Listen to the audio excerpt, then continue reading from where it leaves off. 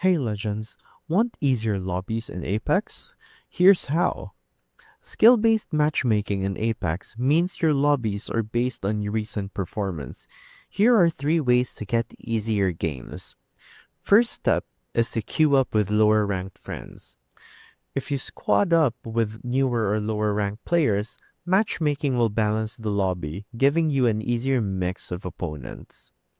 Next would be avoid peaking in performance. If you have a few insane games, Apex will throw you into harder lobbies. Mixing in passive or off-meta playstyles can help reset matchmaking. Third would be playing at off-peak hours.